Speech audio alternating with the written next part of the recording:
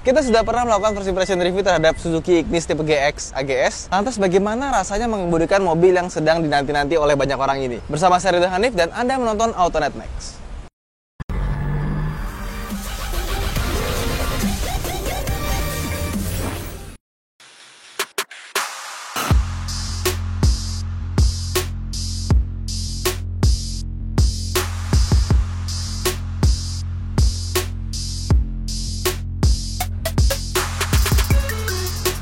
Sejak awal kemunculannya, Suzuki Ignis ini memang menggoda ya.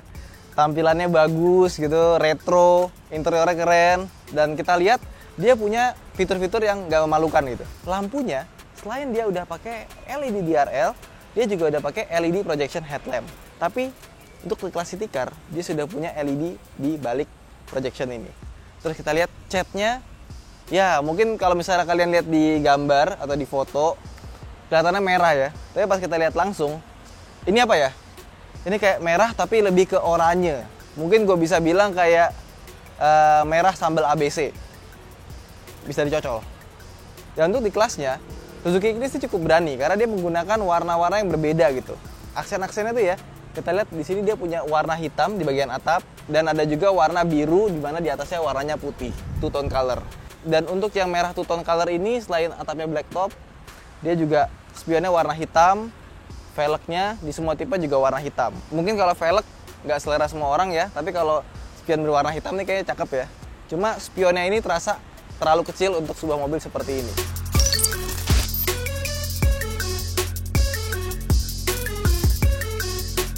Di kaca belakangnya dia udah punya defogger, nggak cuma wiper doang, tapi ada defoggernya. Terus di sini ada tulisan Ignity, Indonesian Ignis Community, karena mobilnya adalah pinjaman dari Ignity. Nah, kita lihat belakangnya.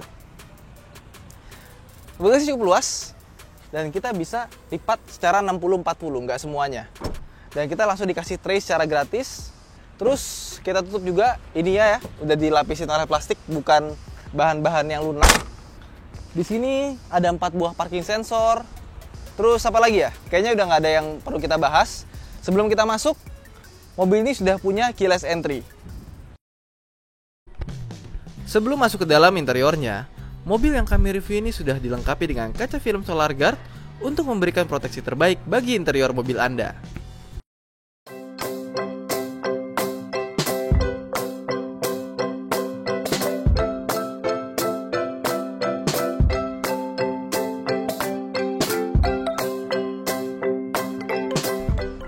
Nah, sekarang kita ada dalam interior Suzuki Ignis. Nah, bisa kita lihat, dia interiornya ini, kalau misalkan udah nonton first impression reviewnya, gue sih acungin jempol ya buat desain interiornya, bagus. Entah kenapa tapi pas gue masuk ke dalam Suzuki Ignis yang ini adalah unit yang dimiliki oleh konsumen langsung, punya anak Ignity, Ignis Community Indonesia. Gue ngeliat kayak mobil ini tuh apa ya, build quality-nya agak kurang rapi gitu. Plastik-plastik di sini tuh gampang belang ya, kelihatan bahannya kurang begitu bagus. Dan ini kalau misalnya kita tutup pintu kayak gini ya, itu door trimnya goyang. Terus beberapa fit and finishnya itu dari depan ke belakang ini di bagian door trim itu nggak ada yang loose, ada yang rapat, ada yang loose, ada yang rapat gitu. Ininya juga handle pintunya juga kelihatan nggak rapi gitu masanya. Kas-kas mobil India yang biasa buatannya nggak begitu bagus ya. Apa mungkin untuk unit yang dipajang di showroom itu dipasangnya bagus-bagus, sedangkan actual productionnya itu kurang begitu rapi ya. Semoga aja enggak. Terus kalau misalnya kalian ke showroom pasti ngeliatnya unitnya udah touchscreen. Pas kita lihat aslinya, dia belum touchscreen. Ya ini audionya, tampilannya pasti kalian gemes kan. Kalau kalian beli Ignis pasti hal pertama yang akan kalian upgrade itu pasti kaca film, bukan audio. Karena kalau misalnya kalian beli Ignis, ada yang langsung dikasih kaca film Solar Guard sampingnya, tapi depannya belum. Kalau bisa langsung pasang aja Solar Guard biar adem. Abis itu baru upgrade audionya. Audionya memang bentuknya ini kayak papan teplekan gitu ya. Langsung kayak turn off gitu ngeliatnya. Padahal kalau misalnya dikasih touchscreen ini pasti bagus, kayak futuristik modern gitu ya. Tapi dia udah ada Bluetooth dan suaranya buat sebuah city car, gue bisa bilang suaranya bagus. Twitternya oke, bassnya juga ya cukup lah. Apalagi gue bukan bass head. Terus kalau misalnya kita lihat controller AC-nya, itu kita lihat kayak apa ya? Kayak speaker Bluetooth JBL ya. Yang di sini ada speakernya. Tapi ini sebetulnya adalah pengatur AC. Bentuknya bagus banget. Dipencet juga rasanya unik gitu ya, kayak ditekan ke bawah gitu. Semua tombol-tombolnya tuh kelihatannya mewah gitu. Di bawahnya ada 12 volt bisa sampai 120 watt, dan di sebelah kanan juga ada lubang. Ini ada untuk USB dan untuk aux. Nah, terus kita lihat di sini sepertinya ada storage. Tapi dipakai buat naruh-naruh barang, kalau misalnya kita berakselerasi secara mendadak, dia akan mudah sekali jatuh. Jadi ini bisa dibilang useless. Storage-nya juga menurut gua biasa-biasa aja ya. Di sini ada cup holder yang besar, terus dia ada side pocketnya. Ini ada cup holder lagi. Di sini ada 2 buah cup holder. Kemudian di situ juga ada cup holder. Tapi sisanya kayak di sini nggak ada tempat penyimpanan. Di sini tempat penyimpanan juga kosong. Dan di sini kita akan mendapatkan laci dengan 2 buah kantung. Jadi lebih rapih gitu ya. Terus kita lihat di bagian atasnya, di sini nggak ada kaca. Di sini ada kaca tapi nggak ada lampu. Spionnya sendiri dia sudah ada day and night mirrornya secara manual. Dan kursi mobil ini cukup oke karena bisa dipakai buat senderan kepalanya meskipun agak terlalu tegak. Terus kalau misalnya beberapa mobil yang dibikin kayak semi bucket seat gitu kan, kayak Ford Fiesta suka dikasih tulang sendiri kan di sini kan. Kalau ini enggak, jadi ini kelihatannya kayak suportif, padahal kalau dipencet gini ya, ini bisa langsung turun. Tapi it's okay lah. Cuma PR gua ternyata setelah ngelihat unit langsung yang di delivery ke konsumen tidak sebagus unit yang ada di showroom. Ini aja turun nih. Driving positionnya sendiri menurut gua untuk sebuah city car ini terasa cukup tinggi ya. Bahkan kita bisa tinggiin lagi. Terus setirnya juga bisa tilt steering, tapi belum teleskopik, ya wajar namanya juga city car. Seat beltnya nggak bisa dinaik turunin. Dan kursinya sendiri menurut gue cukup suportif, cukup empuk. Ya kalau untuk driving position menurut gue nggak ada masalah sih ya.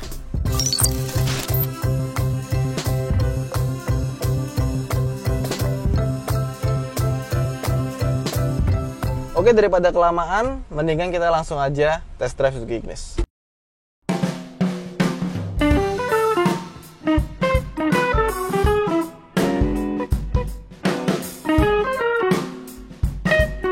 Pertama kali naik Suzuki Ignis, pasti yang kalian komentari adalah transmisinya. Iya, transmisi jujur aja agak aneh ya. Kayak AGS gitu, agak gelagapan sedikit. Tapi ternyata pas kita udah nyoba panjang, itu agak gelagapannya banyak, bukan sedikit gitu. Bisa kita di gigi 1, ada gigi 1, 2, 3, 4, 5 kan. Nah, ini kalau gigi 1 itu kalau kita lepas gas gitu kayak ngakuk-ngakuk gitu ya. Kayak misalnya kita masuk gigi 1, terus koplingnya kita lepas, jalan pelan, gas, lepas tuh kayak begitulah. Nggak smooth gitu. Dan kalau misalnya kita jalan agak-agak pelan gitu ya, maksudnya nggak terlalu kenceng tapi nggak terlalu pelan juga, dia tuh kayak bingung kayak mau ganti gigi 2 atau 3 gitu, kayak naik turun gitu loh, aneh gitu. Dan kalau misalnya kita kick down, misalnya kita lagi jalan pelan gini di gigi 2 RPM 2000, kecepatan 30 km per jam, kita kick down tuh.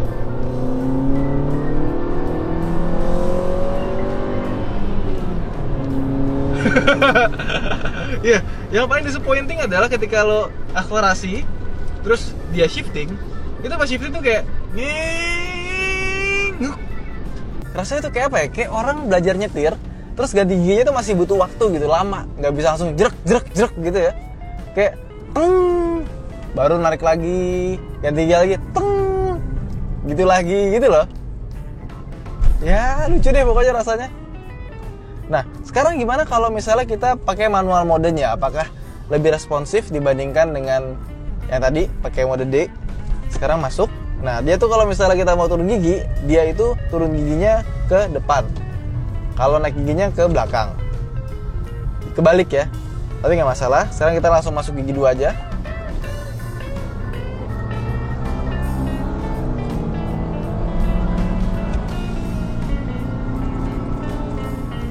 Tetap ada delaynya, tetap rasanya tetap gitu, kayak hilang sedikit baru ada tenaganya lagi.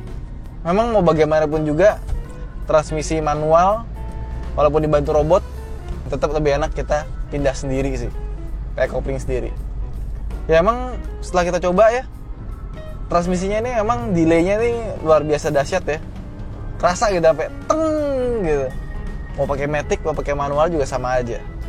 Nah, kenapa bisa gitu? Jadi transmisi AGS ini adalah transmisi kita kenal dengan AMT ya kalau misalnya di luar-luaran. Itu adalah transmisi manual biasa yang ditambahkan 2 buah modul.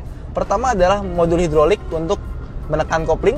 Yang kedua adalah modul elektrik untuk berpindah gigi dan mengatur kayak tadi putaran mesinnya, terus kecepatannya dan kawan-kawannya, respons gasnya juga semuanya diatur di komponen elektronik itu ya. Nah, komponen elektronik ini biasanya dibuat oleh 2 pabrikan. Pertama adalah Magneti Marelli atau Bosch. Kalau Bosch itu lebih sering dipakai buat bus. Jadi kalau misalnya ada bus otomatis, biasanya busnya itu pakai transmisi otomatis AMT yang dibuat sama Bosch. Transmisinya transmisi manual biasa ditambah modul otomatis, jadi deh transmisi otomatis. Transmisi ini punya kelebihan di sisi manufacturing, dia sangat simple karena dia cuma transmisi manual biasa ditambahin modul di bagian atasnya gitu. Kayak punya mobil ini, dia kan di atas transmisinya ada modul tuh ya, sama ada minyak hidroliknya ya buat kopling. Dan kalau misalnya kita pindah gigi, itu koplingnya kelihatan gitu, ketarik. Jadi sebetulnya sangat simple. Dia cuma menggantikan kaki kita sama tangan kita untuk berpindah gigi di mobil manual biasa. Tapi memang bagaimanapun juga robotnya tidak akan sepintar manusia. Makanya rasanya masih agak gelagapan dan aneh gitu ya, kalau buat gua sih. Pokoknya kalau kalian baru pertama kali pakai transmisi AGS ini, pasti ngiranya ini transmisinya rusak ya, padahal sih enggak, emang kayak gitu karakternya. Oke, sekarang kita move on dari transmisi AGS-nya ya, agak gelagapan sedikit. Sekarang kita ngomongin soal mesinnya.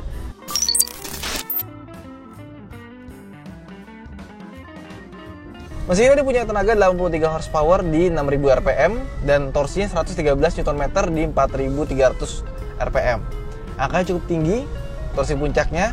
Makanya pas kalau kita gas gini ya, ini pas rpm 4000 ke atas, itu tenaganya baru kerasa, baru nendang. Di bawah 4000 itu tenaganya jujur aja agak kurang. Dan mesin ini halus meskipun suaranya agak masuk ke dalam, terutama pas kita lagi high revving. Untuk kekedapan kabinnya sendiri sih menurut gua suara kolongnya cukup baik ya, nggak ada suara road noise yang mengganggu. Untuk classic car sih menurut gua ini cukup kedap. Tapi suara mesinnya agak masuk gitu ya. Even kita di RPM 2000 cukup rendah kan, dia masih terasa suara mesinnya. Itu masih kerasa. Apalagi kalau kita kick down, suara itu kerasa banget. Terus gimana soal kenyamanan atau handlingnya? Menurut gua mobil ini cukup aneh ya. Kalau dibilang nyaman juga, suspensinya menurut gua keras, tapi masih nggak sekeras Brio, masih acceptable lah. Tapi kalau dibilang handlingnya bagus, gua nggak bisa bilang bagus juga. Pertama, setirnya ini hambar. Kita belokin dia nggak bisa lurus lagi. Jadi kalau misalnya kita belok, kita mesti ngurusin sendiri, kayak bawa elf. Terus terlalu enteng, even kita di kecepatan tinggi rasanya juga masih enteng setirnya. Jadi electronic power steeringnya ini nggak motion adaptive. Kalau misalnya kita kenceng, dia jadi berat. Kalau misalnya kita pelan, dia jadi enteng. Nggak, dia tetap enteng terus, tapi bagus lah kalau misalnya kalian pakai buat di kecepatan rendah.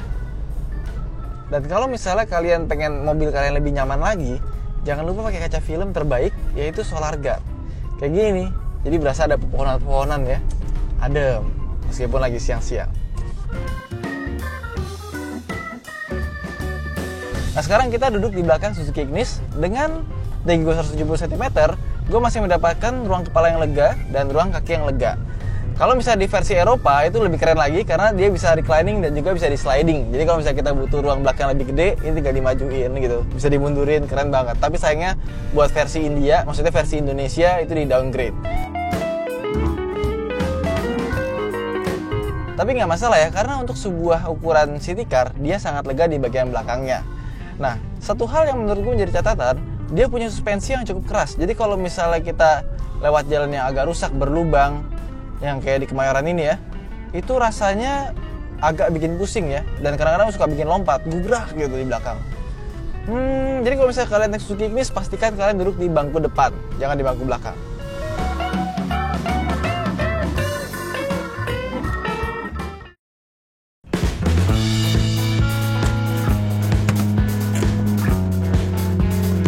Oke, setelah kita cobain Suzuki Ignis dengan transmisi AGS, impresi gue ternyata transmisi AGS ini masih butuh banyak penyempurnaan. Dibandingkan dengan transmisi CVT, transmisi dual clutch, atau transmisi otomatis biasa, ternyata mobil ini masih jauh masih butuh banyak penyempurnaan. Belum sehalus, belum secepat, atau performanya juga masih jauh di bawah mobil-mobil pada umumnya ya. Tapi seperti yang gue bilang, transmisi AMT ini adalah transmisi yang mudah. Dimana kalau di Eropa dia pakai CVT, tapi dia pakai AMT, itu karena Suzuki nggak usah repot-repot buat develop transmisi baru untuk penjualan yang kecil. Pasang aja AMT gitu kan, transmisi manual masih ada, dengan namanya modul otomatiknya aja. Tapi dibandingkan nggak ada pilihan opsi otomatik, mendingan ada AGS sekalian gitu loh. At least nggak ada kopling, nggak ada ganti gigi, kita bisa worry free lah. Dan setelah gue coba mobil ini bagaimana performanya, kenyamanannya, handlingnya, menurut gue mobil ini ya memang tidak sebagus tampilannya, masih butuh banyak improvement. Tapi kalau misalnya kalian menilai dari eksteriornya, interiornya, dan juga fitur-fiturnya, mobil ini masih value for money. Dan jangan lupa kalau misalnya kalian membeli mobil ini, pastikan mobil kalian terlindungi dengan kaca film Solarga yang gak cuma bikin adem, tapi bisa melindungi bagian interiornya dari sinar matahari yang jahat. Oke, itu aja dari Autonet Max. Jangan lupa untuk like dan subscribe kalau misalnya kalian belum. Terima kasih telah menonton, ditunggu komentarnya. Kita akan bertemu di review-review berikutnya. Terima kasih, sampai jumpa di episode berikutnya. Bye!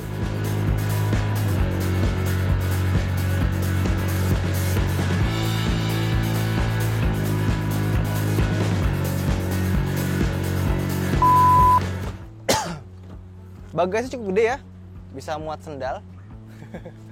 Terus kalau misalnya kita lihat kontrol AC-nya, terus kalau misalnya kita lihat kontrol AC, controller. Nah sekarang, aduh, keras juga ya, karena dia cukup lega. Aduh.